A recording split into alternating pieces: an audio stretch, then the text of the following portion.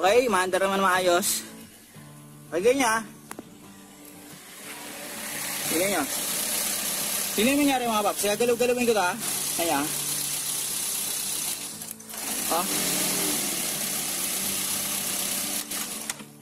Nag-shutdown na.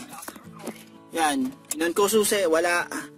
Tapos, natira yan. So, ano kaya ang problema nito mga paps? So mga paps, musta pala? Ngayon, meron lang ako konting i-share na kaalaman sa inyo. Baka makatulong to kahit paano.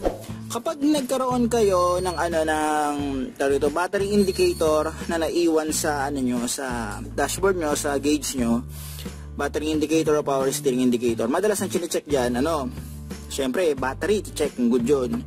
Sunod, i-check rin yung alternator. Okay, given na yung dalawang yun, dapat i-check yun. Meron pa tayong dapat i-check.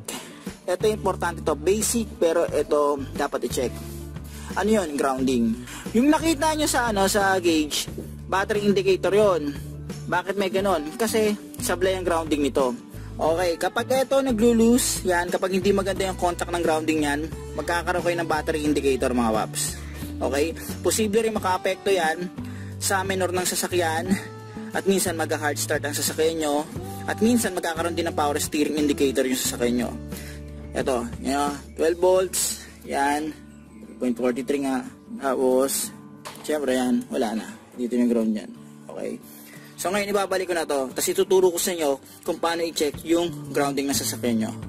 I-connect nyo yung positive sa positive terminal ng battery, tapos yung negative, ganito. Etong negative natin, yan, meron yan ditong connection, dalawang wire yan. Yung isa papunta sa transmission, yung isa naman sa body ground. So ganito yan. Kapag i-check nyo yung body ground, ganito lang kasimple. Tingnan nyo. So makikita nyo dyan, ano nakita nyo? Yan yung voltage, 12.49. Pareho lang dapat yan dito. Yan. Ngayon, ito, nakikita nyo yan, may check nyo rin yan sa ibang part ng body ground ng sasakyan. Halimbawa, ito, pakita ko. Try natin dito. Yan, halimbawa dito. Kukunin ko lang dito. Nakakuha tayo ng voltage yan. Okay? So, meron din yan dito.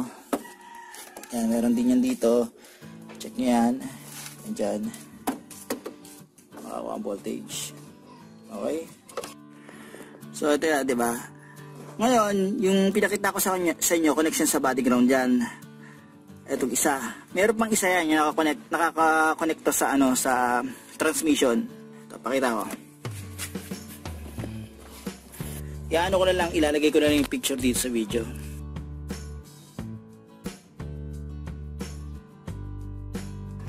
So okay mga paps, so sa pag-test nung body ground, di ba? Diretso sa battery, makikita nyo 12 volts yan. Ngayon, pwede nyo rin i-check yan dito sa pinaka-engine block. Yan. So pag yan, dapat meron yan 12.54. Okay, yan. Tapos sa bandang alternator, sa body ng alternator yan. Yan, dapat same lang ng voltage yan. Ngayon ito, dapat rin yung yung body ground niyan, good rin dito sa side na to. Madalas kasi ito sa side na to sumasablay yung body ground. Pero dito tingnan niyo. Yan. Ito kinakalabang lang eh. Yan. Wala kita. Yan. So dito 12.54 din sa side na to. Ngayon, ganito. Patay ang makina nito pag chinek nyo. Ngayon, gagawin ko, i-start ko yung makina, saka i-check ulit. So ayan, umandar na yung makina, 14.33. Same lang din ang process. Check natin yung body ground dito. Ayan, 14.43, ganyan. Tapos, check natin dito. Ayan. Ayan. Okay. Tapos, pwede natin i-check dito. Ayan. Side na to, tanyo. Yung sa transmission side, hindi ko na ipapakita kasi masikip. Pero ganun ang ginagawa ko diskarte. Sinusuko yung kamay ko ron o kumukuha ako ng clip para may test yun doon.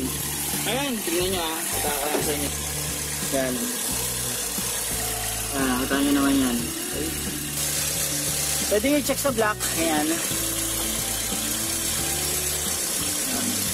Okay. Dito rin. Check nyo.